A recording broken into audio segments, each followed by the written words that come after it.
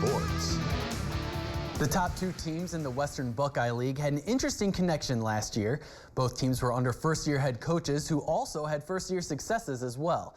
Wapakoneta went undefeated and won the WBL title, while Kenton only suffered one loss to Wapakoneta. A storm-delayed game that continued into Saturday afternoon would end on a 73-yard drive for a game-winning touchdown. Our countdown to kickoff 2 days continues with these two WBL powerhouses. Countdown to Kickoff is brought to you by Metzger Financial Services. Call today for your free no-obligation consultation.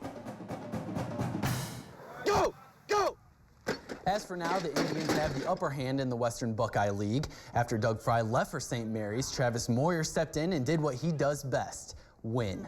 The coach has a regular season winning streak of 68 consecutive games, not suffering a loss since 2007. He looks to keep that loss column blank, but he will have to do so without some of his elite talent from last year. All-state lineman Thomas Shaline and Blake Fenning are lost to graduation, along with all-league performers at 9 different positions. However, coach believes his team will be just fine. With teams aiming at the Redskins, the target is set on their backs. The pressure to win the WBL is there for Wapak. How they take the heat is a different story.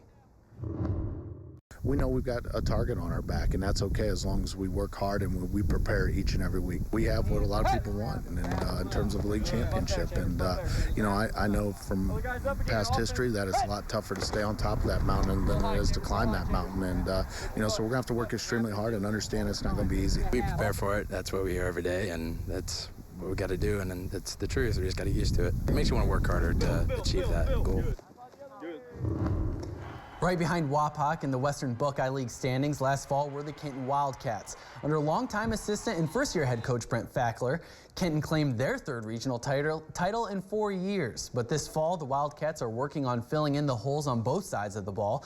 Kenton graduated 8 starters on offense, including 4 wide receivers, as well as 9 starters on defense. And with a smaller senior class, the Wildcats will rely heavily on their juniors and sophomores to pick up the slack.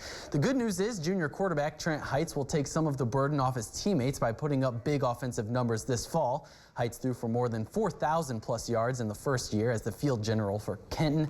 And if the receiving core and defense comes together, Kenton believes they once again will contend for the WBL crown.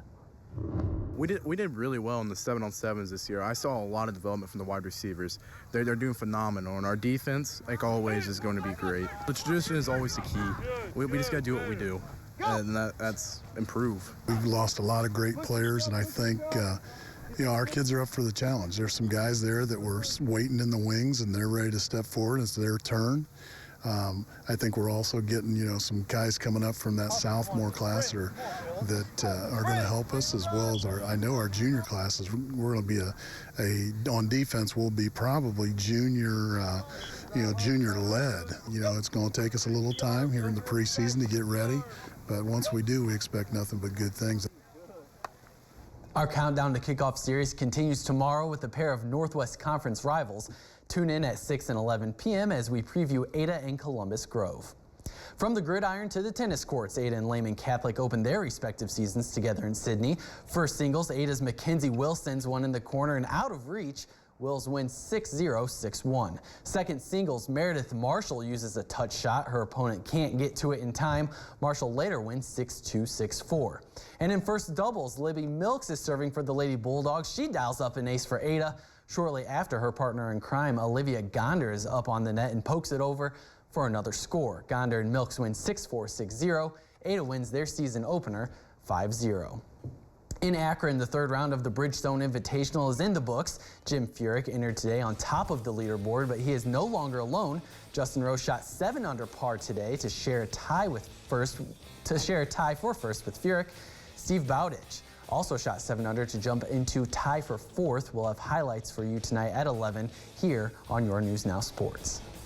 In the big leagues, the Cleveland Indians placed rookie pitcher Cody Anderson on the 15 disabled list. The right-hander is suffering from a strained oblique muscle. Sharon Armstrong, a fitting name, will take his place on the 25-man roster. The clubhouse called up the pitcher from AAA Columbus earlier today. As for tonight, all 3 teams look to bounce back from their Game 1 losses in their respective series. The Indians were able to produce 9 runs last night. We'll see if they can duplicate that run support again, while the Reds they're the exact opposite. They have not scored a run in their last 27 innings of play. Well, they will get a chance to change those numbers later tonight when they get to play, right, John? Yes, they will. Hopefully, scores and highlights will come your way tonight at 11. All right, thank you, John, and we'll be right back after the break.